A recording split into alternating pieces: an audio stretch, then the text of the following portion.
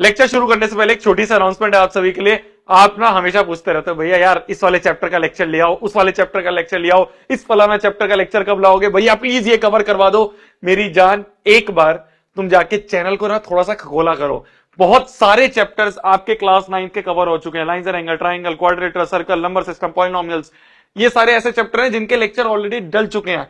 तो तेरा खुद का चैनल है, एक बार आके देख लिया कर भैया ने क्या क्या करवा रखा है। कम करवाऊंगा, कम वीडियोस मिलेंगी, पर सारी क्वालिटी वीडियोस मिलेंगी। ये सारे लेक्चर्स वो लेक्चर्स हैं जिसमें मिलियंस में व्यूज हैं, बच्चों ने इनको पढ़ पढ़ के अपने एग्जाम में फोड़ा है। तो एक बार तुम चैनल पे देख लिया करो, जो चैप्टर का लेक्चर नहीं है वो मैं आपके लिए लेके आ जाऊंगा। चलो जल्दी से लेक्चर की तरफ चलते हैं। आ जाओ आ जाओ, जल्दी आ जाओ, जल्दी आ जाओ।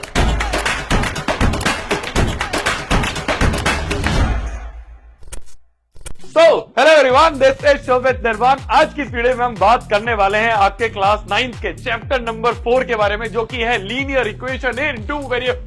इतना बड़ा चैप्टर का नाम भैया, चैप्टर भी बहुत बड़ा होगा। ऐसा मजाक सा चैप्टर है, ऐसा चुन्नू सा चैप्टर है ना, शुरू होते ही खत्म हो जाएगा, पता भी नहीं चलेगा। इस लेवल का आपको पढ़ाने वाला हूं, इतने आसान तरीके से पढ़ाने वाला हूं। बिल्कुल बेसिक से शुरू करेंगे, एडवांस लेवल तक जाएंगे, जिसके बाद तुम चाहे एनसीईआरटी का कोई सवाल उठा लेना, आरडी का, आरएस का, किसी मर्जी बुक का सवाल उठा लेना, हर एक सवाल अच्छे से कर दोगे। उस तरह से हर एक कॉन्सेप्ट को कवर करते हुए मैं इस लेक्चर को पढ़ाने वाला हूं। शुरुआत करते हैं, श्री गणेश करते हैं इस लेक्चर का। सबसे पहले तो कॉपी किताब निकाल लो अपनी और ऊपर हेडिंग लिख लो कि इस साल जो मेरा एम है वो एम है 100/100 लाना है मैथमेटिक्स में। भैया आज तक तो 40 ही नहीं आए, भैया आज तक तो 60 ही नहीं आए, भैया इस साल कैसे 100 ला पाऊंगा। शोभित भैया पढ़ा रहे हैं ना, लेके आएगा।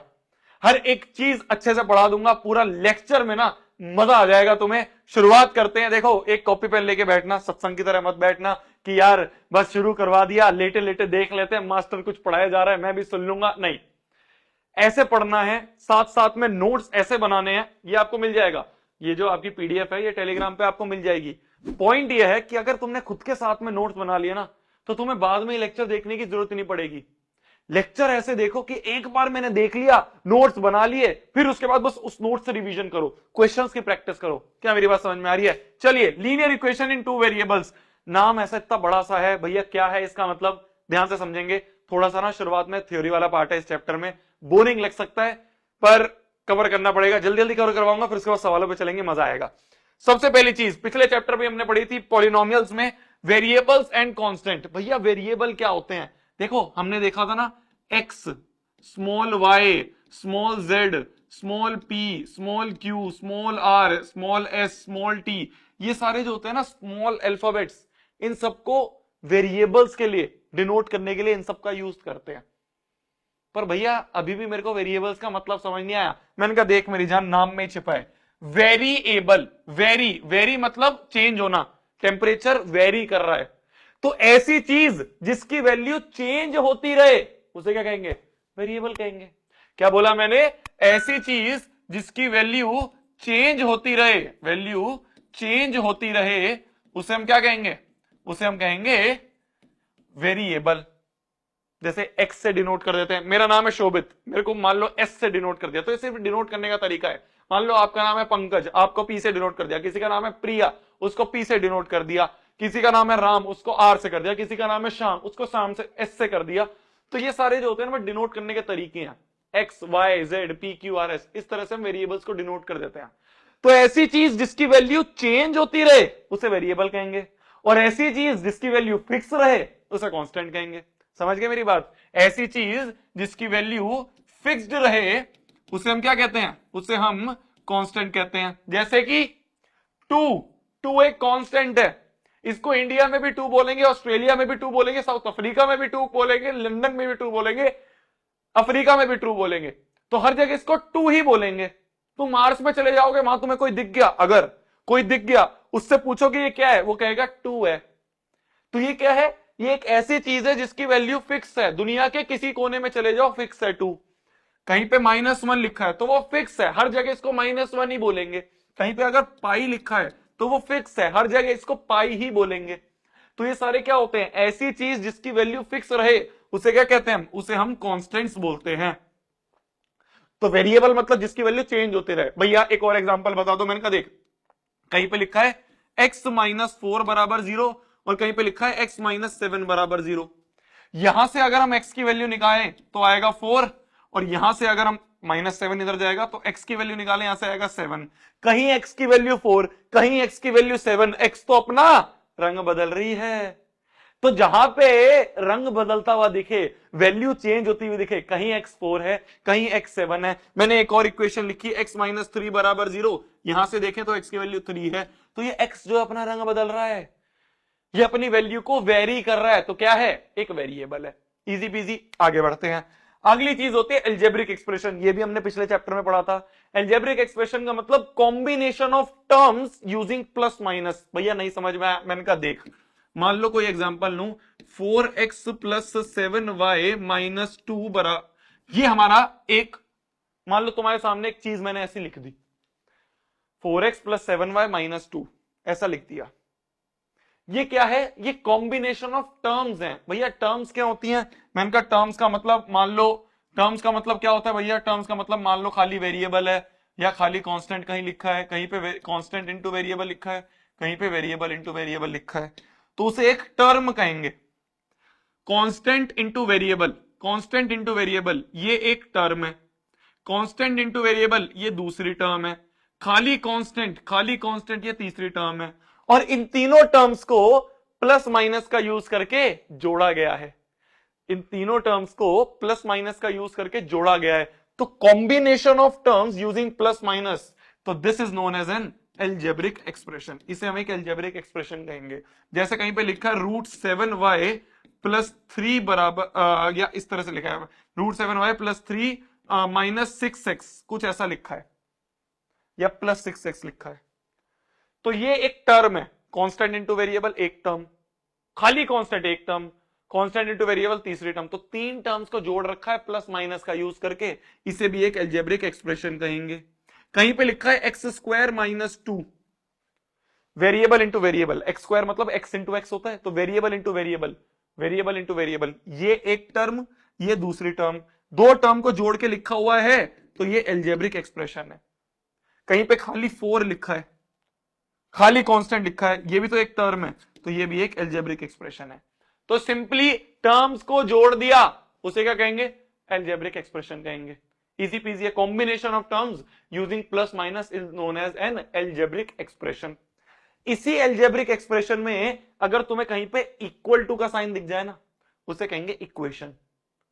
इसी एल्जेब्रिक एक्सप्रेशन में तुम्हें इक्वल टू का साइन दिख जाए ना, उसे कहेंगे एक इक्वेशन। इक्वेशन, इक्वेशन, इक्वे में यहीं पे इक्वल, इक्वल का साइन नाम दिख रहा है, तो इक्वेशन मतलब जहां पे इक्वल टू का साइन आ जाए। तो कहीं पे भी, कहीं पे ऐसे लिखा हुआ है 4x - 3 = 0, तो ये एक एल्जेब्रिक एक्सप्रेशन है, इधर भी एक एल्जेब्रिक एक्सप्रेशन है, इन दोनों को इक्वल टू के साइन से कंपेयर कर रखा है, तो ये क्या है, ये एक इक्वेशन है। सिंपली बस इक्वल टू का साइन दिख जाए तो इक्वेशन कहेंगे। कहीं पे ऐसा लिखा हुआ है 4x² - 3x = 7y - 4, equal to का साइन है, इक्वेशन है। बस इक्वल टू का साइन देखते इक्वेशन कह दोगे, इक्वल टू का साइन देखते इक्वेशन कह दोगे। x = 4, ये एक इक्वेशन है। तो जहां भी इक्वल टू का साइन दिख जाए उसे क्या कहेंगे, इक्वेशन कहेंगे। तो मेरी जान, अभी तक जो चैप्टर का नाम था उसमें हमने क्या समझ लिया, उसमें हमने इक्वेशन का मतलब समझ लिया। इक्वेशन का मतलब जहां पे भी इक्वल टू का साइन दिख जाए। अब पढ़ते हैं लीनियर इक्वेशन क्या होता है। भाई इक्वेशन, अभी हम चैप्टर का नाम ही समझ रहे हैं, इक्वेशन तो मतलब समझ में आ गया, लीनियर का मतलब याद है, पॉलिनोमियल में पढ़ा था हमने, linear polynomial, quadratic polynomial, cubic polynomial पढ़ा था ना। क्या पढ़ा था एक बार याद करना, क्या होता है, क्या होता है लीनियर इक्वेशन का मतलब। लीनियर इक्वेशन का मतलब, जैसे लीनियर पॉलिनोमियल का मतलब होता है पॉलिनोमियल विद डिग्री 1, ऐसे ही लीनियर इक्वेशन का मतलब होता है इक्वेशन विद डिग्री 1। भाई लीनियर पॉलिनोमियल मतलब polynomial with degree 1, linear equation मतलब इक्वेशन विद डिग्री 1। डिग्री मतलब वेरिएबल की हाईएस्ट पावर, डिग्री मतलब वेरिएबल की हाईएस्ट पावर। वेरिएबल की कौन सी हाईएस्ट पावर हमें दिख रही है। जैसे फॉर एग्जांपल तुम्हें पहले मैं साइड में बता दूं डिग्री क्या होता है, रिमाइंड करवा दूं।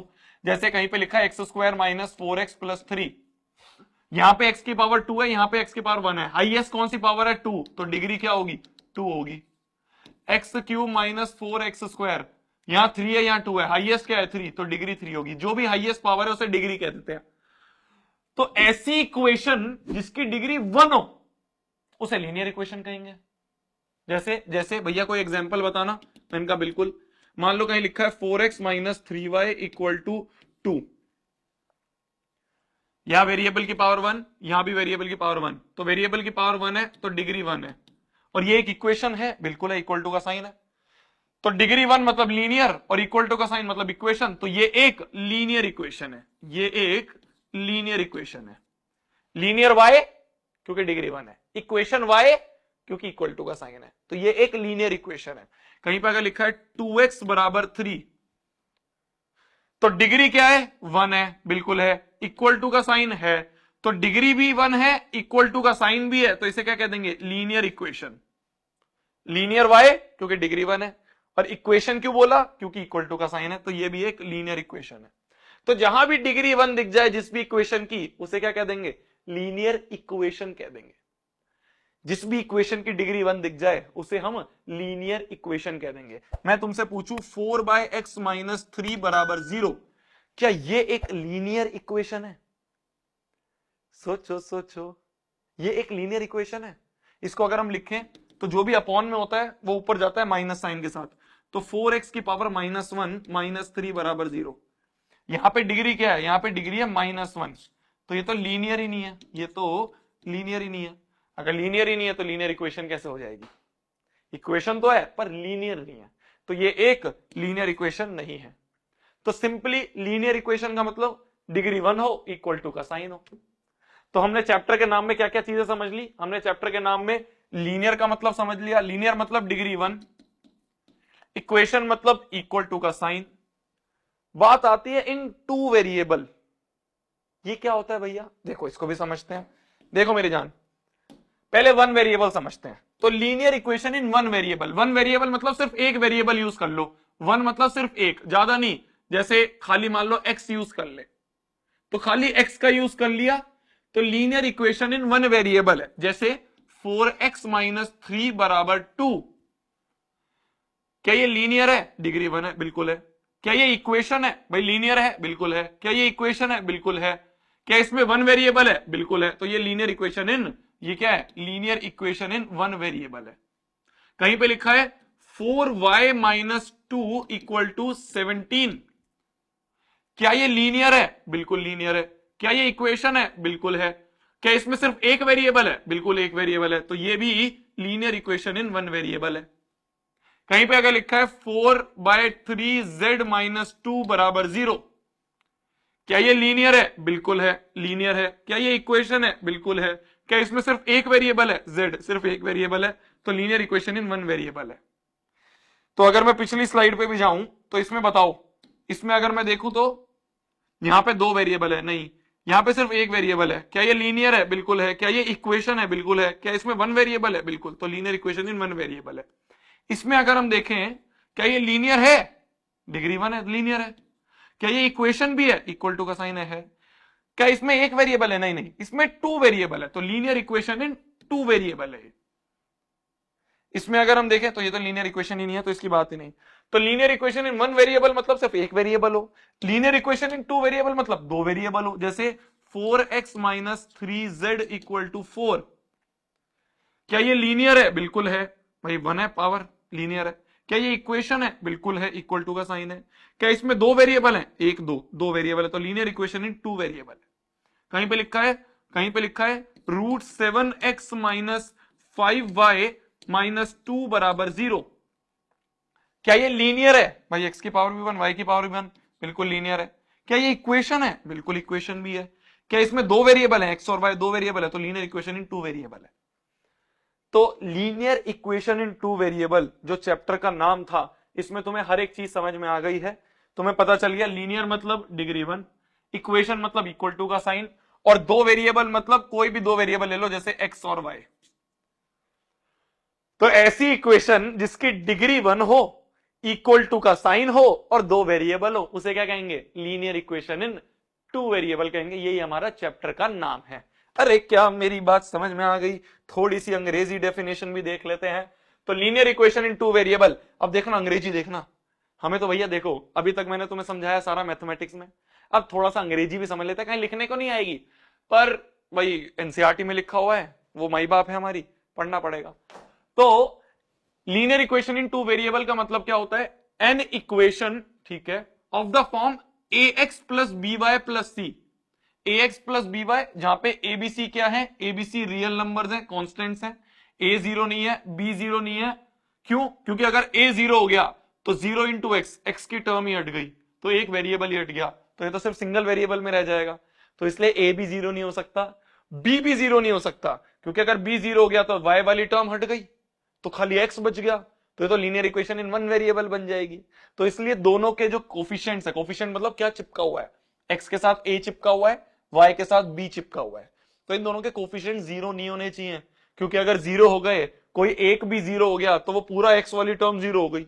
मान लो जीरो इंटू एक्स लिखा है, zero x plus 2y plus 3 बराबर जीरो, कुछ ऐसा लिखा है, तो जीरो इंटू एक्स जीरो, तो ये तो बन गया 2y प्लस 3 बराबर जीरो, तो ये तो linear equation in one variable बन गई, तो इसलिए ना ये जीरो हो सकता ना ये जीरो हो सकता। तो simply an equation of the form ax plus by plus c equal to zero, where a b c are real numbers, a non zero, b non zero, x and y are variables of it is called a linear equation in two variable। तो एक standard form जो है linear equation in two variable की, वो ये है ax plus by plus c बराबर zero. जैसे जैसे जैसे जैसे मेरी जान 2x माइनस 3y प्लस 4 बराबर जीरो, ये लीनियर है, हाँ जी डिग्री 1 है। क्या इक्वेशन है, बिल्कुल है। दो वेरिएबल है, बिल्कुल है। तो ये एक linear equation in two variable है। कहीं पे अगर तुम्हें ऐसे लिखा, तुम कहोगे भैया आपने तो बोला था 4x plus 3y equal to 2, ये भी एक लीनियर इक्वेशन है। मैंने कहा बिल्कुल है, पर भैया ये तो इस फॉर्म में नहीं है, इसमें तो इक्वल टू में 2 है, इसमें तो इक्वल टू में 0 है। मैंने कहा तू कर सकता है ना मेरी जान, इस इक्वल टू को 2 को इधर ले आ। कैसे, 4x प्लस 3y जो ये प्लस 2 है इधर आएगा तो माइनस 2 बन जाएगा, इक्वल टू 0। तो यहां पे हम देख सकते हैं ये ax plus by plus c के वाली फॉर्म में आ गया, तो ये linear equation in two variable है।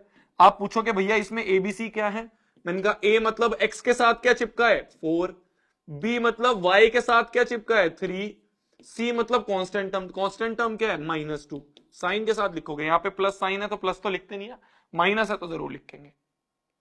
भाई a मतलब x के साथ क्या चिपका है, b मतलब y के साथ क्या चिपका है, c मतलब कांस्टेंट टर्म। तो अगर मैं आपसे एक और क्वेश्चन पूछूं, मैं आपसे एक रैंडम क्वेश्चन पूछूं ऐसे ही मेरी जान, मान लो मैं आपसे बोलूं कहीं पे लिखा है 2/3x minus y equal to 4, तो बताना पहला इसको ax plus by plus c की फॉर्म में कन्वर्ट करो, पहला क्वेश्चन। सेकंड, इसमें a b c की वैल्यू बताओ क्या होंगी। तो पहले तो इसको ax plus by plus c की फॉर्म में कन्वर्ट करते हैं। कैसे करेंगे, प्लस सी इक्वल टू 0 इस स्टैंडर्ड फॉर्म में कन्वर्ट करना है। कैसे करेंगे, कुछ नहीं करना, बस सबको इधर ले आओ, इक्वल टू 0 कर दो। तो सबको इधर ले आए, -4 इक्वल टू 0, ये हो गई जी स्टैंडर्ड फॉर्म में। a मतलब x के साथ क्या चिपका हुआ है, सिंपल ऐसे याद रखो, a मतलब x के साथ क्या चिपका हुआ है, तो x के साथ 2/3 चिपका हुआ है मेरी जान। b मतलब y के साथ क्या चिपका हुआ है, y के साथ -1 चिपका हुआ है। c मतलब कांस्टेंट टर्म क्या है -4 है। तो ये हो गए एबीसी की वैल्यूज। बहुत सारी डेफिनेशन पढ़ ली भैया, दिमाग का ना बिल्कुल ऐसा समझ नहीं आ रहा क्या हो रहा है। मैंने कहा बहुत आसान है, कुछ नहीं है मेरी जान, सिंपल बस ये है कि एक linear equation in two variable का मतलब होता है, लीनियर इक्वेशन मतलब डिग्री 1 होनी चाहिए, इक्वेशन होनी चाहिए और 2 वेरिएबल होने चाहिए, बस स्टैंडर्ड फॉर्म ये होता है। तो दुनिया वाले तुमसे बोलेंगे स्टैंडर्ड फॉर्म में लिख के दिखाओ, तुम कहोगे यार बड़ी बात, बस इक्वल टू 0 करना है। तो सारी चीजें जो भी लिखी होंगी इक्वल टू के इस तरफ, उसको इधर ले आओ, इक्वल टू 0 कर दो। जितनी भी चीजें इक्वल टू के इस तरफ लिखी हैं उसको इधर ले आओ, इक्वल टू 0 कर दो, बन गई स्टैंडर्ड फॉर्म। एबीसी लिखना है, ए मतलब एक्स के साथ क्या चिपका है, बी मतलब वाई के साथ क्या चिपका है, सी मतलब कांस्टेंट टर्म। तो तुमसे दुनिया वाले ना ऐसे ही सवाल पूछेंगे कि write each of the following equation in the form of ax plus by plus c equal to 0। तो हर एक को पहले तो स्टैंडर्ड फॉर्म में लिखो और ए बी सी की वैल्यू निकालो। तो अभी जो मैंने एक क्वेश्चन करवाया ना तुमसे, ये वाला, ये तुमसे बस ये चारों पार्ट्स में पूछा है, तो चारों पार्ट्स में करते हैं। ऐसा करते हैं, 2 करूंगा मैं और 2 करोगे तुम, है ना। तो मैं सेकंड वाला और फोर्थ वाला करूंगा, ये दोनों तुम्हारे होमवर्क रहेंगे। तो मान लो इसको पहले हमें ax plus by plus c बराबर 0 की फॉर्म में लाना है। मतलब हर एक चीज को एलएचएस में ले आओ, इक्वल टू में 0 कर दो, तो हर एक चीज को ले आओ, ये तो ऑलरेडी एलएचएस में है, -3 माइनस √3y इक्वल टू 0। अभी भी y इस तरफ है, y को इधर ले आओ, 4 को इधर ले आओ, तो x माइनस √3y माइनस 4 बराबर 0। ये क्या हो गया, ये हो गया ax plus by plus c की फॉर्म में, वेयर a जो है x के साथ क्या चिपका हुआ है, x के साथ 1 चिपका हुआ है, b मतलब y के साथ क्या चिपका हुआ है, -√3 चिपका हुआ है, c मतलब कांस्टेंट टर्म क्या है, -4 है। तो a b c की वैल्यूज ये हैं। फोर्थ वाला पार्ट करूं तो 2x y को इधर ले -y इक्वल टू 0। तुम कहोगे भैया कांस्टेंट टर्म तो है ही नहीं, c कहां से लिखें, मैंने कहा कुछ नहीं लिखा तो +0 होगा, तो 2x minus y plus 0 equal to 0 होगा, कुछ इस तरह से होगा लिखा हुआ। जहां पे a क्या है, x के साथ क्या चिपका है मेरी जान 2, y b क्या है, y के साथ क्या चिपका है -1, कांस्टेंट क्या टर्म है 0। तो ये हमारे एबीसी की वैल्यूज हो गई। ये तुम्हारी पहली एक्सरसाइज है, बस यही है, बस यही है मजाक। ऐसा तुमसे बोलेगा बताओ एबीसी की वैल्यू क्या है, ax plus B Y plus C की वैल्यू क्या है ना लल्लू।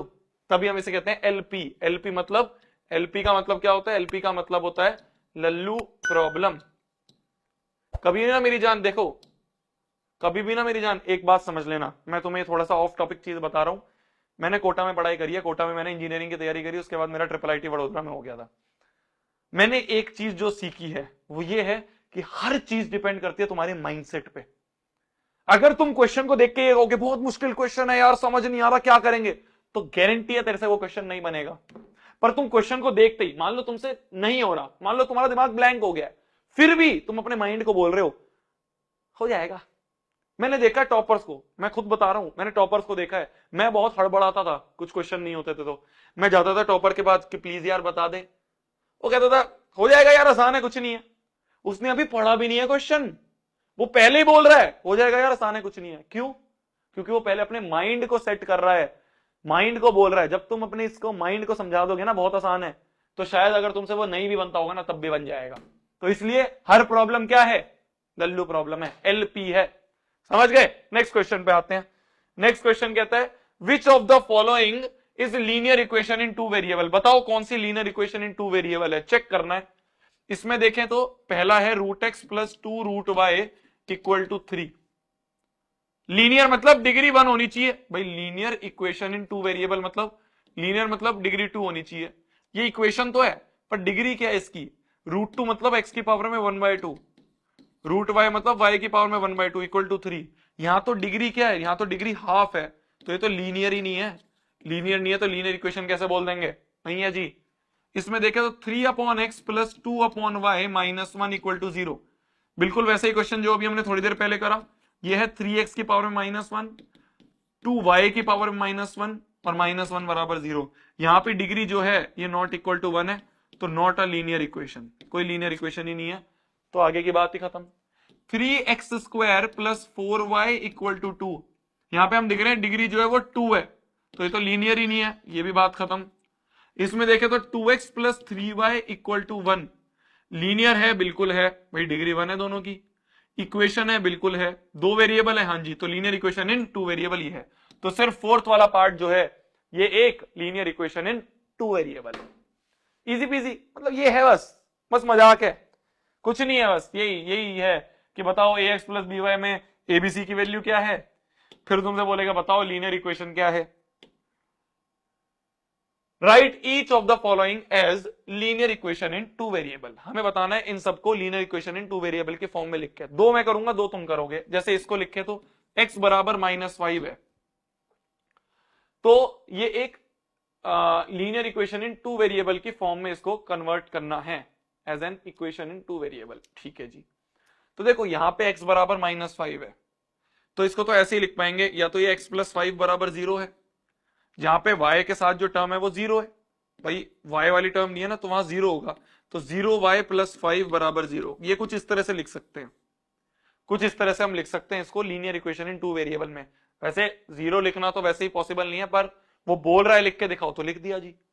इसमें ये बोल रहा है y बराबर 2 में, तो यहां x नहीं है, तो x के साथ जो कोफिशिएंट होगा वो 0 होगा, तो 0x प्लस y माइनस 2 बराबर 0 लिख दिया। तो इस तरह से करके हम इसको लिख सकते हैं। इसको अगर हम देखें तो 2x बराबर 3 है, y वाली टर्म नहीं है तो y के साथ 0 होगा, तो 0y माइनस 3 बराबर 0।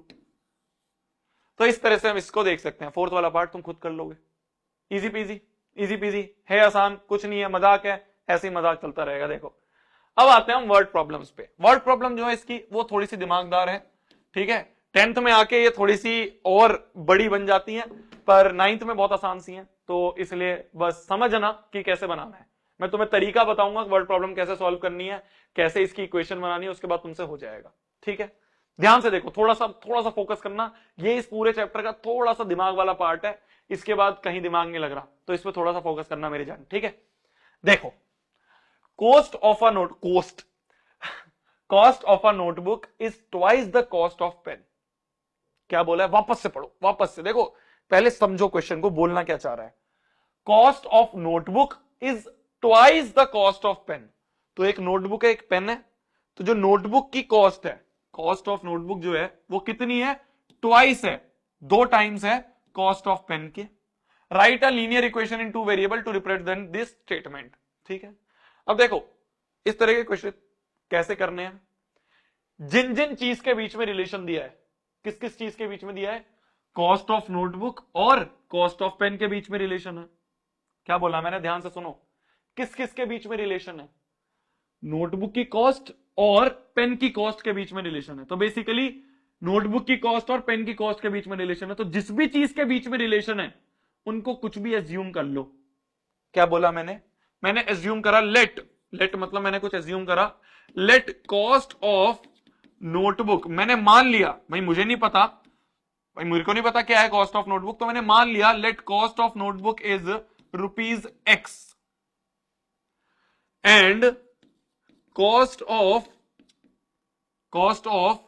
वन नोटबुक, एक नोटबुक की X रुपीज है, और कॉस्ट ऑफ वन पेन जो है वो मान लो ₹Y है। तो जिस जिसके बीच में रिलेशन दिया था उनको वेरिएबल मान लो। क्या बोला मैंने, ध्यान से सुन लो, ध्यान से सुन लो, ऊपर छत पे लिख लेना इस बात को, क्या कि जिन जिन चीज के बीच में रिलेशन दिया था, या जिस ये मैं हिंदी में इसलिए जान पूछ के लिखता हूं जिससे कि ना कोशिश करना तुम भी हिंदी में ही लिखो, तो अपने नोट्स में जब तुम हिंदी में लिखोगे ना तो तुम्हारा दिमाग पूरा सा जाके एकदम वहीं पे स्ट्राइक करेगा कि हिंदी में क्या लिखा है, एक बार पढ़ लेता हूं, तो इसलिए मैं हिंदी में लिखता हूं ध्यान से।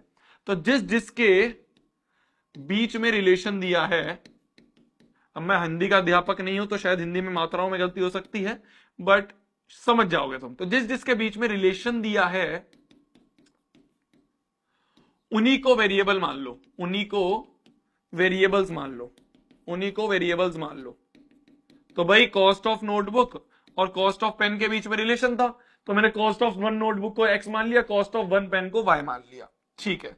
अब देखो, अब हम देखते हैं वापस से क्वेश्चन को। भाई जैसे तुम किसी को मान लो ना X और Y, अब एक बार वापस से क्वेश्चन को जरूर पढ़ना। वापस से क्वेश्चन को पढ़ते हैं। Cost of notebook is twice the cost of pen. तो अकॉर्डिंग टू क्वेश्चन, ATQ मतलब अकॉर्डिंग टू क्वेश्चन। क्वेश्चन क्या कहना चाह रहा है, ये तो मैंने अपने हिसाब से माना है ना X और Y। क्वेश्चन क्या बोल रहा है, क्वेश्चन बोल रहा है cost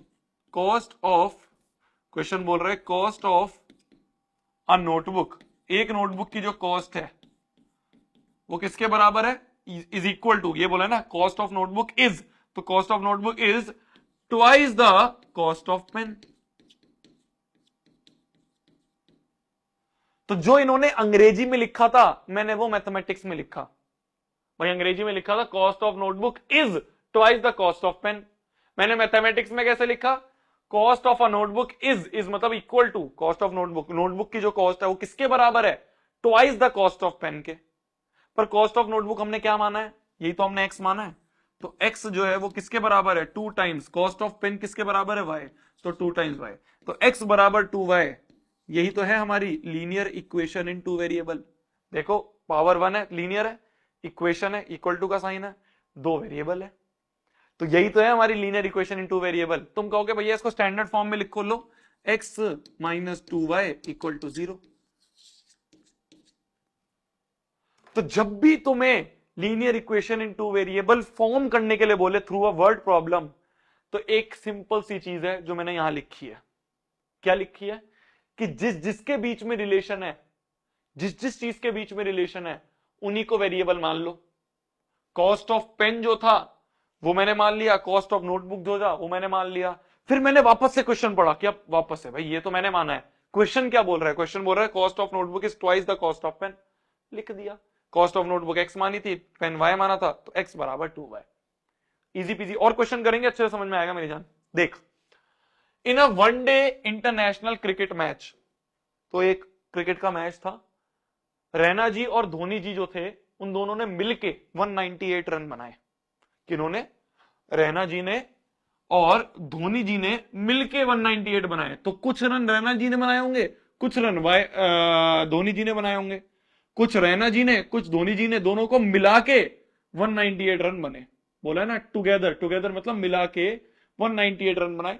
express the statement as a linear equation in two variable. ठीक है जी। तो किस किस के बीच में रिलेशन दिया है हमें? हमारा मेन चीज क्या है, बोला गया है रैना जी और धोनी जी ने मिला के 198 रन बनाए। तो रैना जी ने जितने रन बनाए, धोनी जी ने जितने रन बनाए, उनके मिला के 198 हुए। तो किस किस के बीच में रिलेशन दिया है भाई? जितने रैना जी ने बनाए और जितने धोनी जी ने बनाए, इन दोनों के बीच में रिलेशन दिया है। कुछ रैना जी ने बनाए होंगे, कुछ धोनी जी ने बनाएंगे, तो वो कुछ कितना है भाई? कुछ रैना जी ने बनाएंगे, कितने एज्यूम कर लेते ना। तो लेट रैना जी स्कोर्ड एक्स रन्स, भाई रैना जी ने मान लो एक्स रन्स बनाए, एंड धोनी जी जो है मान लो उन्होंने स्कोर कितने करे, वाई रन्स बनाए। तो अकॉर्डिंग टू क्वेश्चन, वापस से क्वेश्चन को पढ़ेंगे, अभी तो मैंने अपने हिसाब से माना, अब वापस से क्वेश्चन को पढ़ेंगे। Raina ji and Dhoni ji together scored 198, तो दोनों ने मिलकर 198 बनाए होंगे। तो runs by Raina ji plus runs by Dhoni ji जो होंगे वो टुगेदर कितने बनाए, 198 बनाए। क्या ऐसे ही होगा भाई? कुछ रैना जी ने बनाए, कुछ धोनी जी ने बनाए और मिला के 198 बने। तो रैना जी ने कितने बनाए थे, यही तो हमने एक्स माना था। धोनी जी ने कितने बनाए, यही तो हमने वाई माना था। तो एक्स प्लस वाई किसके बराबर है, 198 के बराबर। तो एक्स प्लस वाई माइनस 198 बराबर 0। This is the required linear equation in two variable. Linear है, बिल्कुल है, पावर 1 है। इक्वेशन है, बिल्कुल इक्वल टू का साइन है। दो वेरिएबल है, बिल्कुल है। तो ये this is the required linear equation in two variable. है ना, इजी पीजी, आसान है। ठीक है, नेक्स्ट क्वेश्चन पे आते हैं मेरी जान। Cost of 2 pizzas and burger is 450। Represent this situation algebraically and also draw the graph. Graph आपके सिलेबस में नहीं है तो इसको नहीं करेंगे। मेन चीज जो है वो है कि इसको एल्जेब्रिकली मतलब वही इक्वेशन में बनाना है। किस किस के बीच में रिलेशन दिया है, किस किस के बीच में रिलेशन दिया है? पिज्जा की कॉस्ट और बर्गर की कॉस्ट। तो let cost of 1 pizza is ₹X, ऐसी तो मानेंगे, and cost of 1 burger is ₹Y। तो अकॉर्डिंग टू क्वेश्चन, अब वापस से क्वेश्चन पढ़ते हैं। ATQ according to question, cost of 2 pizza, क्या बोला मैंने, cost of 2 pizza and burger, मतलब cost of 2 pizza plus cost of 1 burger. भाई 2 पिज्जा और 1 बर्गर, तो cost of 2 pizza plus cost of 1 burger, ये किसके बराबर दिया हमें, ₹450 के बराबर। यही तो बोल रहा है क्वेश्चन कि पिज्जा की, 2 पिज्जा की कॉस्ट और 1 बर्गर की कॉस्ट को मिला के ₹450 दिए। एक पिज्जा जो है वो एक्स का है, तो 2 पिज्जा कितने के होंगे भाई? एक पिज्जा, 1 पिज्जा का कॉस्ट है एक्स, तो 2 पिज्जे की कॉस्ट कितनी होंगी, 2 की कॉस्ट होंगी 2x। एक अगर ₹10 का है तो 2 कितने होंगे, 2 × 10। तो ऐसे एक अगर ₹X का है तो 2 पिज्जा कितने होंगे, 2 × X, plus cost of 1 burger, एक बर्गर की कॉस्ट y है, ठीक है, इक्वल टू 450। तो 2x plus y minus 450 equal to 0। This is the required linear equation in two variable. This is the required linear equation in two variable. है easy peasy, मजा आ रहा है, कुछ नहीं है ना, बस जिसमें जिस चीज के बीच में रिलेशन दिया उसको मानो और वेरिएबल बना लो। ये थोड़ा सा दिमाग वाला सवाल है, ध्यान से देखना, थोड़ा सा दिमाग वाला सवाल है, ध्यान से देखना। देखो मेरी जान, एक बात बताओ, इस क्वेश्चन को करने से पहले ना एक क्वेश्चन आपसे मैं पूछना चाहता हूं अलग से। कहीं पे मान लो 27 लिखा है या मान लो 63 लिखा है, कहीं पे 63 लिखा है। 63 मतलब 63 का मतलब ये यूनिट प्लेस डिजिट है और ये टेंस प्लेस डिजिट है। ऐसे ही होता है, बचपन में पढ़ा है ना हमने भाई। एक होती है यूनिट प्लेस डिजिट, एक होती है टेंस प्लेस डिजिट। तो इसको अगर एक्सपेंडेड फॉर्म में लिखा जाए, ये 6 इंटू 3 नहीं होता। 63 का मतलब ये कोई होता है 6 इंटू 3, ये कोई होता है। 63 का मतलब होता है कि भाई जो यूनिट प्लेस है उसको 1 से मल्टीप्लाई कर दो और जो टेंस प्लेस पे लिखा है उसको 10 से मल्टीप्लाई कर दो। तो 6 इंटू 10 60 प्लस 3 63 बन जाएगा। ऐसे तो लिखा जाता है ना। तो किसी नंबर को लिखने का क्या तरीका होता है, अगर उसकी यूनिट प्लेस और टेंस प्लेस पता है, कैसे लिखोगे? मान लो ऐसा कुछ नहीं दिया तुम्हें, मान लो दे दिया, मान लो तुम्हें ऐसे बोल दिया, मान लो तुम्हें ऐसे बोल दूं मैं कि form a number in which unit place की जो डिजिट है वो मान लो 4 है और टेंस प्लेस की जो डिजिट है, टेंस प्लेस की डिजिट मान लो 7 है। तो तुमसे बोल रहा है एक नंबर फॉर्म करके बताओ। तुम कैसे फॉर्म करोगे? यूनिट प्लेस की डिजिट 4 है तो जो यूनिट प्लेस पे उसको 1 से मल्टीप्लाई और जो टेंस प्लेस पे उसको 10 से मल्टीप्लाई। तो नंबर क्या होगा? 7 into 10 is 70 plus 4 is equal to 74। तो जब भी तुम्हें नंबर फॉर्म करना पड़ेगा तुम कैसे करोगे? ऐसे नंबर फॉर्म करोगे। तुम्हें जब भी नंबर फॉर्म करना पड़ेगा तुम ऐसे नंबर फॉर्म करोगे। याद है ये चीज, बचपन में पढ़ी थी। ठीक है, ठीक है जी, ठीक है जी। तो जब भी तुम्हें कुछ इस तरह से दिया होगा कि यूनिट प्लेस पे ये है, टेंस प्लेस पे ये है, तो तुम इस तरह से अपना नंबर फॉर्म कर सकते हो। इजी पीजी है। यूनिट प्लेस नंबर पता है, टेंस प्लेस पता है, तो यूनिट वाला यूनिट से मल्टीप्लाई, टेंस वाला 10 से मल्टीप्लाई लिख दोगे। अब आते हैं इस क्वेश्चन पे। अब आना इस क्वेश्चन पे, ध्यान से देखना। ये समझ में आ गया ना? आप देखो, a number is 27 more than the number obtained by reversing the digits. ठीक है, नहीं समझ में आया ना? कोई बात नहीं, देखना। If its units and tens place digit are x and y. क्या बोला इन्होंने? अकॉर्डिंग टू क्वेश्चन में ही दिया हुआ है हमें यूनिट्स प्लेस डिजिट जो है वो हमें क्या दे रखा है? एक्स है। और टेंस प्लेस डिजिट जो है वो हमें वाई दी है। तो देयरफॉर अगर हम इससे एक नंबर बनाना चाहें, मान लो कोई मैंने नंबर बनाया, मान लो नंबर का नाम मैंने एन रख दिया, कुछ भी नाम रख सकता हूं, सोनू मोनू नोनू, तो एन मैंने नाम रख दिया। वो नंबर क्या होगा भाई? यूनिट वाला यूनिट से मल्टीप्लाई, टेंस वाला 10 से मल्टीप्लाई। तो ये हो गया 10y प्लस एक्स, ये हो गया नंबर n। क्या यहां तक समझ में आया? कोई बड़ी चीज नहीं है। नंबर फॉर्म करना था ऐसे फॉर्म कर लेंगे। तो हमें नंबर फॉर्म करना था, हमने इस तरह से नंबर फॉर्म कर दिया। यूनिट प्लेस दे रखा था, टेंस प्लेस दे रखा था। वापस से एक बार क्वेश्चन पढ़ते हैं। A number is 27 more than the number obtained by reversing it's digits. क्या बोला? Reversing it's digits. रिवर्सिंग मतलब अभी जो यूनिट और टेंस पे था इसको रिवर्स कर दिया। मतलब आफ्टर रिवर्सिंग। देखो क्या बोला है, ध्यान से देखना। अभी कई बार नहीं समझ में आता शुरू में, पर एक बार देखोगे तो समझ में आएगा। 10th में भी आएगा एकदम सेम ऐसा ही क्वेश्चन। उस समय तुम्हें आता होगा क्योंकि तुम शोभित भैया से अभी पढ़ रहे हो ध्यान से। तो पहले तो तुम्हें समझ में आ गया था कि यूनिट और टेंस प्लेस ऐसे दे रखा है, बात बन गई। मान लो रिवर्स कर दिया। रिवर्स मतलब यूनिट प्लेस पे एक्स है ना, तो एक्स वाला जो है एक्स अब आ गया टेंस प्लेस पे, और टेंस प्लेस पे वाई था वो चला गया यूनिट्स प्लेस पे। तो यूनिट्स प्लेस पे वाई हो गया और टेंस प्लेस पे एक्स हो गया। भाई पहले यूनिट पे एक्स था, अब वो टेंस पे चला गया, टेंस पे वाई था, वो यूनिट पे चला गया।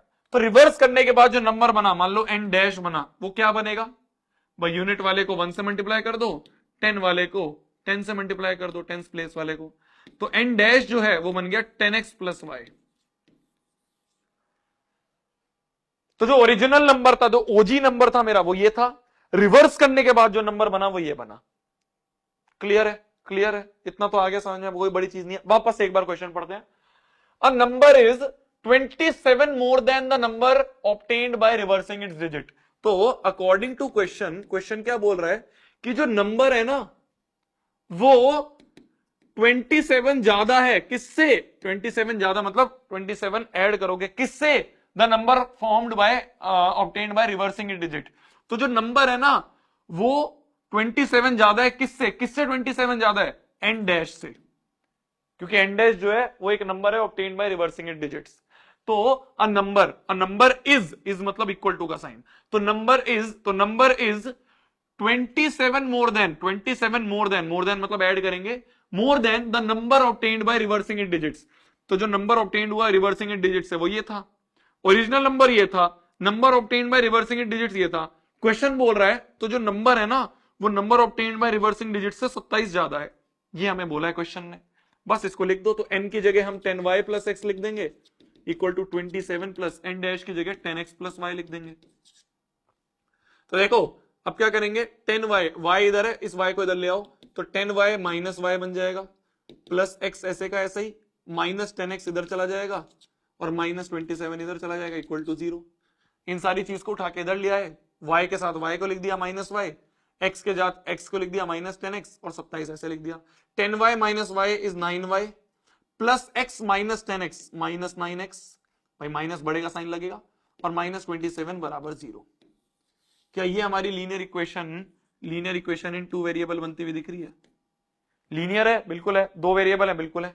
तो ये एक लीनियर इक्वेशन इन 2 वेरिएबल बनती हुई दिख रही है। भैया थोड़ा सा कंफ्यूजिंग था, एक बार और समझाओगे? मैंने कहा बिल्कुल समझाऊंगा। क्या तेरे को इतना समझ में आया कि यूनिट प्लेस पे अगर टेंस प्लेस पे अगर कोई डिजिट दे रखे तो नंबर कैसे बनाएंगे? क्वेश्चन बोल रहा था if its units and tens place digit are x and y respectively, तो यूनिट प्लेस पे एक्स दिया था, टेंस प्लेस पे वाई दिया था, मैंने नंबर बना लिया। यहां तक भी समझ में आया तुम्हें? ठीक है। क्वेश्चन बोल रहा है जो नंबर है ना, जो नंबर तुमने बनाया, अ नंबर जो नंबर तुमने बनाया है वो 27 मोर है, 27 मतलब 27 ऐड करोगे, किसमें more than the number obtained by reversing it's digits. तो ओरिजिनल डिजिट से ये नंबर बना, रिवर्स करके ये नंबर बना, this is the number obtained by reversing digits, after reversing जो नंबर ऑब्टेन्ड हुआ वो ये हुआ। तो बोला है नंबर इज 27 मोर देन, तो नंबर इज 27 मोर देन किससे? Number is 27 more than the number obtained by reversing digit, तो 27 ज्यादा है किससे? Number obtained by reversing digit से। तो n is 27 more than n dash, बस n की जगह रखा, n डैश की जगह रखा, आंसर निकाल लिया। क्लियर है? थोड़ा सा दिमाग वाला क्वेश्चन है, 10th में भी आएगा ऐसा, पर अगर तुम्हें अभी नहीं समझ में आया ना, ये मेरे को भी जब मैं अपने 9th में था ना, मैं कहता था पता नहीं क्या है, रट लेता हूं। रटना मत, कभी मत रटना। 2 बार देखो, 3 बार देखो, 4 बार देखो, रिपीट पे देखो, रिकॉर्डेड वीडियो है, देख सकते हो कितनी बार भी, तो रिपीट पे देखोगे समझ में आ जाएगा। 4-5 बार देखोगे ना, खुद एक बार लिखोगे, क्या करो, बंद कर दो, ठीक है, अभी मतलब लेक्चर नहीं बंद करोगे ऑब्वियसली, पॉज कर दो, पॉज करके ऐसे तुम मान लो इससे देख रहे हो, ठीक है, तुम्हारा फोन है, ठीक है, फोन है ये, और मान लो तुम्हारी कॉपी है जिसपे तुम ये सवाल कर रहे होगे। ध्यान से देखना मेरी जान, मैं तेरे को चीजें बता रहा हूं, ये कोई नहीं बताएगा, कोई मास्टर नहीं बताएगा, मास्टर कहेगा रट ले, मैं तेरे को बता रहा हूं समझ ले। क्या ये फोन है तेरा, पॉज कर दिया, ठीक है, पॉज करके इसको ऐसे रख ले अपने फोन के ऊपर, मतलब फोन ऐसे, मैं तुम्हें सामने का व्यू दिखा रहा हूं, तुम्हारी टेबल का व्यू है कि मान लो यहाँ पे क्वेश्चन है और नीचे मैंने सॉल्यूशन करा है, तो सॉल्यूशन छिपा के खाली क्वेश्चन को देख लो और क्वेश्चन देख के अपने आप सॉल्व करने की कोशिश करो। दिमाग लगाओ, शोभित भैया क्या बोल रहे थे, शोभित भैया क्या बोल रहे थे, दिमाग लगाओ, एक बार सॉल्व करने की कोशिश करो, 2 बार करो, फिर से देख के फिर से कोशिश करो, आ जाएगा, गारंटेड आ जाएगा। क्या मेरी बात समझ में आ रही है? थोड़ा सा भारी क्वेश्चन है, दिमाग लगता है, पर अगर दिमाग नहीं लग रहा है तो फिर किस बात के मजे हैं चैप्टर में? दिमाग तो जरूर लगना चाहिए ना। नेक्स्ट क्वेश्चन पे आते हैं। A fraction becomes 1/4 when 2 is subtracted from the numerator and 3 is added to the denominator. Represent this solution as linear equation in 2 variable. Also find the 2 solutions. ये find solutions वाला आपका अगला part है, ये थोड़ी देर में करेंगे, अभी सिर्फ ये करते हैं। एक फ्रैक्शन जो है वो 1/4 बन जाता है, कब बन जाता है? जब न्यूमरेटर से 2 सब्ट्रैक्ट करेंगे और 3 करेंगे डिनोमिनेटर में ऐड। क्या बोला, वापस से देखो क्वेश्चन को ना 3-4 बार पढ़ना होता है कई बार। तो फ्रैक्शन जो है, फ्रैक्शन क्या होता है? लेट द फ्रैक्शन मतलब कोई भी न्यूमरेटर डिनोमिनेटर वाला कुछ चीज हो, तो let the fraction is x upon y. कुछ ऐसा हमें फ्रैक्शन दे रखा है, हमने मान लिया, अपने हिसाब से मान लिया x अपॉन वाई फ्रैक्शन है, भाई न्यूमरेटर x है, डिनोमिनेटर y है, मैंने ऐसे मान लिया। तो ये जो फ्रैक्शन x बाय वाई है अकॉर्डिंग टू क्वेश्चन, ध्यान से देखना, समझ में आ जाएगा तुम्हें, एकदम देखते समझ में आ जाएगा। ये जो फ्रैक्शन है ना, इट बिकम्स 1/4, ये क्या है, 1/4 के बराबर हो जाता है। कब when 2 is subtracted from numerator, numerator में से तो 2 सब्ट्रैक्ट कर दो, ठीक है, and 3 is added to the denominator, denominator में 3 ऐड कर दो। तो ये जो x/5 फ्रैक्शन था ये 1/4 बन जाता है कब? जब न्यूमरेटर में से 2 सबट्रैक्ट करा और 3 ऐड कर दिया डिनोमिनेटर में, तो ये जो है ये बन गया हमारा लीनियर इक्वेशन इन 2 वेरिएबल। भैया अभी तो नहीं दिख रहा, मैंने कहा क्रॉस मल्टीप्लाई कर देना, क्रॉस मल्टीप्लाई कर दे, तो 4 इंटू एक्स माइनस 2, 4 ऊपर मल्टीप्लाई होगा, इक्वल टू वाई प्लस 3, 1 से मल्टीप्लाई होगा तो वाई प्लस 3 रह जाएगा, 4 अंदर गया तो 4x माइनस 4 टू जा 8 equal to y plus 3, y इधर जाएगा तो 4x माइनस वाई माइनस 8 ऐसे कैसा, और 3 भी इधर जाएगा तो माइनस 3 इक्वल टू 0 बन गया। तो 4x minus y minus 8 minus 3 तो माइनस 8 9 9 10 माइनस 11 बराबर 0। तो 4x minus y minus 11 equal to 0, यह एक लीनियर इक्वेशन इन 2 वेरिएबल। तो जब भी फ्रैक्शन मानना होगा x बाय वाई मानो, जो क्वेश्चन ने बोला है अकॉर्डिंग टू क्वेश्चन करके सॉल्व कर दो, इजी पीजी है ना, इजी पीजी। चलिए आगे बढ़ते हैं। तो ये आपके कुछ वर्ड प्रॉब्लम्स थे जो मैंने आपको समझाए। आपके एनसीईआरटी में ना, मैं आपको बताता हूं, एनसीईआरटी में आपको सिर्फ ये वर्ड प्रॉब्लम दिया हुआ है कि कॉस्ट ऑफ नोटबुक x है, कॉस्ट ऑफ पेन y है, x और जो कॉस्ट ऑफ नोटबुक है twice the cost of pen है। तुमने तो इससे बहुत भारी भारी सवाल कर लिए हैं, तो इसलिए ये सवाल जो है तुम्हें एग्जाम में भी इस तरह के सवाल आएगा, बस इसमें थोड़ा पेन की जगह तुम्हें ऐसे रैना जी और धोनी जी वाले कर देंगे या पिज्जा बर्गर कर देंगे, बस इससे ज्यादा बहुत मुश्किल पूछा जाता है। पर तुमने तो इससे बड़े बड़े सवाल कर लिए, तुमने तो 10वीं का सवाल सॉल्व कर लिया, ये भी 10वीं का सवाल है, ये भी 10वीं का सवाल है, तो ये तुमने सॉल्व कर लिया, शाबाश यार, तुम तो मजेदार आदमियों हैं। ऐसे ही करते हैं यार। देखो शोभित भैया की क्लास में क्या है ना, मौज में रहना होता है, चीजें आसान वाली भी करेंगे मुश्किल भी करेंगे। अब तुमने ये मुश्किल कर ली तो तुम्हें ये आसान वाली बहुत लल्लू लग रही है ना, ये आसान वाली तुम्हें बहुत लल्लू लग रही है कि भैया ये बस ये पूछा जाएगा, ये तो भैया मैं आंख बंद करके कर दूंगा। यही तो मैं चाहता हूं कि तू आंख बंद करके क्वेश्चन कर दे, इस लेवल का पढ़ाना चाहता हूं, और उस लेवल का तू अब पढ़ रहा है। समझ में आ रही है मेरी बात? इस तरह के क्वेश्चन तेरे से एग्जाम में पूछे जाएंगे, और ये तो तू आंख बंद करके कर देगा, क्योंकि तूने इससे बहुत भारी भारी क्वेश्चन, ये वाले भारी भारी question, unit place, tens place वाला, फ्रैक्शन वाला भारी भारी क्वेश्चन कर रखे हैं। तो लल्लू प्रॉब्लम तो तू आंख बंद करके कर देगा।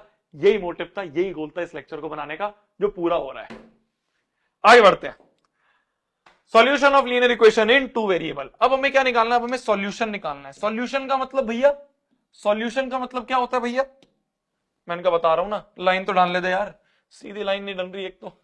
हाँ, तो लीनियर इक्वेशन इन 2 वेरिएबल है, मान लो कोई भी लीनियर इक्वेशन इन 2 वेरिएबल है, मान लो है 2x माइनस वाई प्लस 4 बराबर 0। ये एक लीनियर इक्वेशन इन 2 वेरिएबल हमें दे रखी है। सॉल्यूशन का मतलब क्या होता है भैया? ये सॉल्यूशन का मतलब क्या होता है? सॉल्यूशन का मतलब होता है एक्स और वाई की वैल्यू। अरे एक्स और वाई की वैल्यू ही सॉल्यूशन होता है, एक्स और वाई की वैल्यू को ही सॉल्यूशन कहते हैं। तो तुम्हें एक्स और वाई की वैल्यू निकालनी है। ये एक लीनियर इक्वेशन इन 2 वेरिएबल है भाई, लीनियर है, इक्वेशन है, 2 वेरिएबल है, ऐसे चेक करा करो। तो ये एक लीनियर इक्वेशन इन 2 वेरिएबल है, इनके सॉल्यूशन निकालने हैं, मतलब एक्स और वाई की वैल्यू निकालनी है। एक तरीका है निकालने का, बहुत आसान है, समझ जाओगे मजा आ जाएगा। क्या है? मान लो तुमसे बोले एक सॉल्यूशन निकाल के दिखाओ, मतलब एक्स की एक वैल्यू निकाल दो, वाई की एक वैल्यू निकाल के दिखा दो। तुम कहोगे बहुत आसान है, देखो कैसे निकालते हैं सॉल्यूशन। स्टेप्स देखना, पहले एक्स को कुछ भी मान लो, उसके हिसाब से वाई निकाल दो। क्या बोला मैंने? किसी एक को कुछ भी मान लो, जो तुम्हारा मन करे, जो तुम्हारा मन करे वो मान लो। किसी एक वेरिएबल को कुछ भी मान लो, उसको पुट करके दूसरा निकाल दो। क्या बोला मैंने? मान लो मैं लेट एक्स की वैल्यू 0 बोल दूं, तो एक्स बराबर 0 पुट कर दें, पुट इन इक्वेशन में पुट कर दें, तो एक्स की जगह 0 रख दो, तो 2 into 0 minus y plus 4 equal to 0। ये है, ठीक है। 2 into 0 0 minus y plus 4 equal to 0, तो यहां से वाई की वैल्यू आ गई 4। तो वन सॉल्यूशन, तो एक सॉल्यूशन जो होगा इस linear equation, solution of this linear equation in 2 variable क्या होगा? 0,4। एक्स की ये वैल्यू है और वाई की ये वैल्यू है, ऐसे लिखते हैं ना, एक्स कॉमा वाई करके लिखते हैं ना, जब भी लिखना होता है एक्स कॉमा वाई करके लिखते हैं। तो 0,4 इसका एक सॉल्यूशन है। तुम कहोगे भैया आपने 0 इसको क्यों माना? मान लो वाई को 0 मान लू, मैंने कहा बिल्कुल वाई को भी मान सकता है। तो y को 0 मान लिया, तो 2x minus 0 plus 4 equal to 0। तो यहां से देखें तो 2x प्लस 4 इक्वल टू 0, तो 2x बराबर -4, तो x बराबर -2। तो यहां से तो भैया x की वैल्यू -2, x पहले लिखते हैं और y बाद में लिखते हैं। तो यहां से तो जो सॉल्यूशन मिल रहा है हमें वो -2,0 मिल रहा है। मैंने कहा हाँ ये भी एक सॉल्यूशन है। अच्छा भैया ये भी एक सॉल्यूशन है, तो ये क्या था? मैंने कहा ये भी एक सॉल्यूशन है। अच्छा भैया एक बात बताओ, मान लो मैं x की जगह 0 मान रहा हूं ना, आप तो मैं x की जगह मान लो, मैं x की जगह मान लो 1/2 मान लू, 1/2 मान लू। तो मैंने कहा बिल्कुल मान ले। तो x की जगह 1/2 रखोगे तो 2 × 1/2 minus y plus 4 equal to 0। 2 × 1/2 2 से 2 गया तो 1 minus y plus 4 equal to 0। 1 + 4 5, तो minus y plus 5 equal to 0, तो y की वैल्यू आ गई 5। तो भैया यहां से जो सॉल्यूशन हुआ है x की वैल्यू 1/2 और y की वैल्यू 5, तो ये तो कुछ अलग आ रहा है भैया, क्या ये भी एक सॉल्यूशन है? मैंने कहा हाँ। तो ऐसे तो भैया मैं x की जगह कुछ भी रख दूं y की वैल्यू निकल जाएगी, या y की जगह कुछ भी रख दूं x की वैल्यू निकल जाएगी। मैंने कहा हाँ, यही तो करना है, इसे ही कहते हैं सॉल्यूशन। तो ऐसे तो भैया लीनियर इक्वेशन इन 2 वेरिएबल के इनफाइनाइटली मेनी सॉल्यूशन बन जाएंगे। मैंने कहा हाँ, यही तो पॉइंट है कि लीनियर इक्वेशन इन 2 वेरिएबल, अगर तुम्हारे सामने कोई भी एक लीनियर इक्वेशन इन 2 वेरिएबल रखी हुई है तो उसके इनफाइनाइटली मेनी सॉल्यूशन है।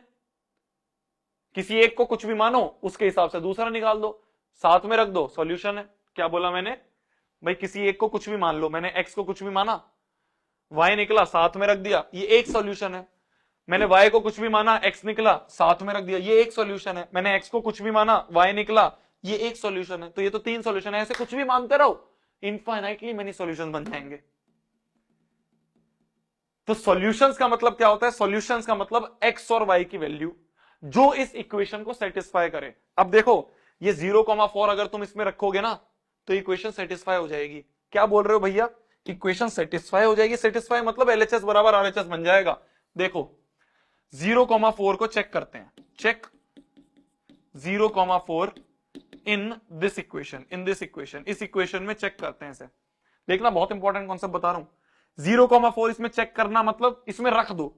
तो LHS में मान लो मैंने रख दिया, LHS में रखें तो 2 × x की जगह 0 रख दो और y की जगह 4 रख दो। 2 × 0 - 4 + 4, ये LHS में मैंने भाई y की जगह 4 रख दिया, y की जगह 4 रख दिया, x की जगह 0 रख दिया, तो ये बन गया LHS। 2 × 0 0, 0 - 4 + 4, -4 + 4 भी 0 होता है। क्या यही RHS है? 0 ही तो है RHS में। तो मतलब एक पॉइंट तो ये समझ में आ गया कि बहुत सारे सॉल्यूशन होंगे कि x की जगह कुछ भी रखो y निकाल लो, या y की जगह कुछ भी रखो x निकाल लो। बहुत सारे सॉल्यूशन होंगे, जितने भी हैं ये सब सॉल्यूशन। ये भी एक सॉल्यूशन है, ये भी एक सॉल्यूशन है, ये भी एक सॉल्यूशन है, होंगे बहुत सारे सॉल्यूशन। और ये सारे सॉल्यूशन देखना ध्यान से सुनना, ये सारे ही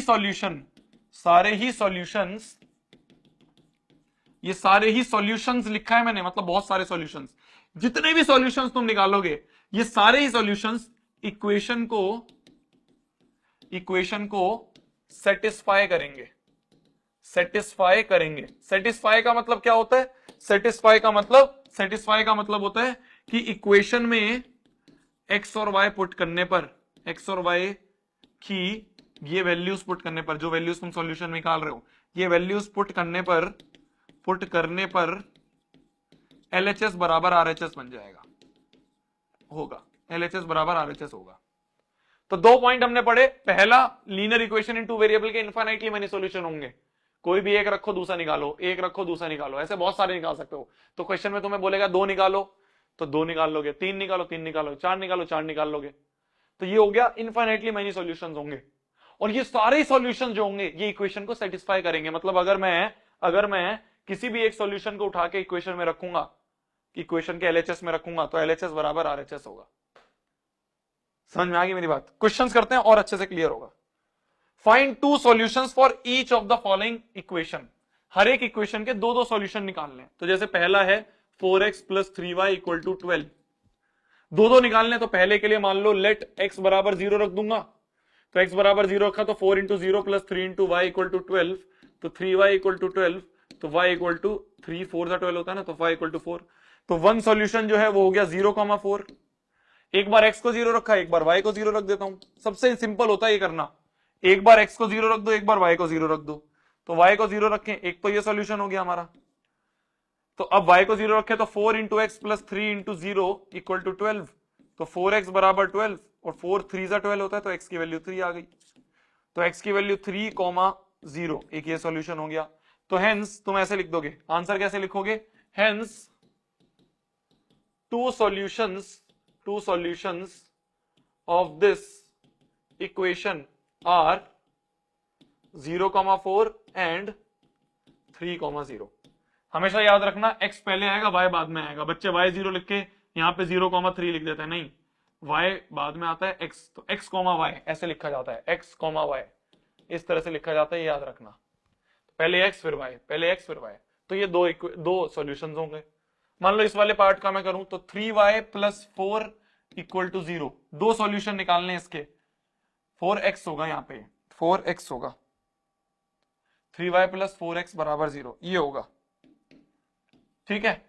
तो मान लो एक बार x को 0 रखेंगे, लेट x बराबर 0, सबसे आसान है, x को 0 रखो तो 3y प्लस 4 इंटू 0 बराबर 0, तो 3y बराबर 0, तो y बराबर 0, तो x बराबर 0 पे y 0 आया। मान लो y बराबर 0 रखूं तो 3 इंटू 0 प्लस 4 इंटू एक्स बराबर 0, तो यहां से 4x बराबर 0, तो x भी 0, तो दूसरा सॉल्यूशन भी 0,0 ही दिख रहा है, x बराबर y बराबर 0 पे x बराबर 0, तो सॉल्यूशन आर 0,0, हमेशा 0,0 इसके सॉल्यूशन है। Easy PG. ये वाला खुद करो जल्दी, पॉज करके करो, इस वाले को करो खुद। ये मान लो इक्वल टू 0 नहीं है, मान लो ये इक्वल टू 10 है, ये इक्वल टू 10 है, तो इसके सॉल्यूशन निकालो, जल्दी निकालो। मैं आंसर लिखूंगा, मैं करके नहीं दिखाऊंगा, इसके जो आंसर आएंगे मैं बताता हूं। जब x को 0 रखोगे तो y बराबर 2 आएगा, पहला सॉल्यूशन। y को जब 0 रखोगे तो x बराबर 5 आएगा, तो 0,2 और 5,0 ये दो सॉल्यूशन है। एक बार x को 0 रखा, एक बार y को 0 रखा, इजी पीजी, इजी पीजी, ये है बस।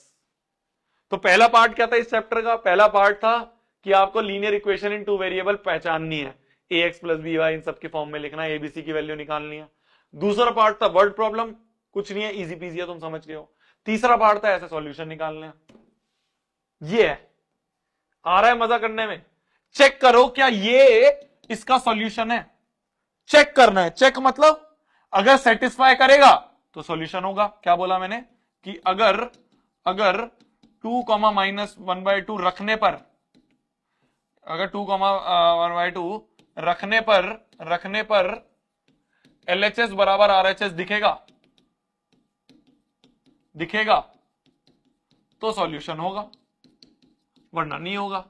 तो हम क्या करें, हम क्या करेंगे कि पुट 2, -1/2 इन LHS में रखते हैं, LHS में होंगे, LHS में रखेंगे तो 2 प्लस -1/2 अपॉन में 2, ये है LHS, ऐसा दिख रहा है हमें, ठीक है ना, कुछ ऐसा सा दिख रहा है हमें LHS। तो इसको अगर हम लें तो ये हो गया 2 -1/2, नीचे जाएगा तो 1/4 बन गया।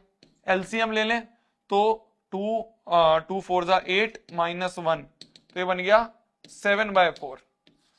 क्या ये RHS के बराबर है, RHS में 4 है, ये 7/4 बन रहा है। तो since LHS is not equal to RHS, therefore it is not a solution, it is not a solution, easy peasy। Last question, check whether this is a solution और नॉट। लास्ट नहीं है, सेकंड लास्ट है, check करना है। तो इसको इसमें put कर देते हैं, कैसे पुट करेंगे, x की जगह √2 रख दो, प्लस √2 इंटू y की जगह भी √2 रख दो, मतलब √2 की माइनस √1 √2 रख दो। ये LHS कर दिया मैंने, x की जगह √2, y की जगह माइनस √2 रख दिया। √2 इंटू √2 2 होता है, √2 इंटू √2 2 होता है, पर माइनस का साइन है तो माइनस आएगा 2, √2 इंटू √2 2, √2 इंटू √2 2 और माइनस का साइन आ गया, 2 - 2 इक्वल टू 0। क्या यही RHS है, हाँ जी यही RHS के बराबर है।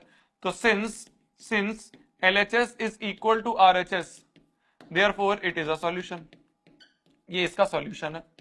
बस सेटिस्फाई करना है, अगर हो रहा है बढ़िया, नहीं हो रहा तो सॉल्यूशन नहीं है।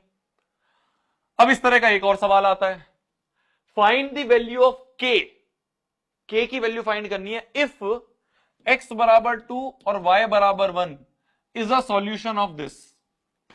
तो k की वैल्यू बताओ। तो देखो कॉन्सेप्ट समझो, अगर ये इसका सॉल्यूशन है, इफ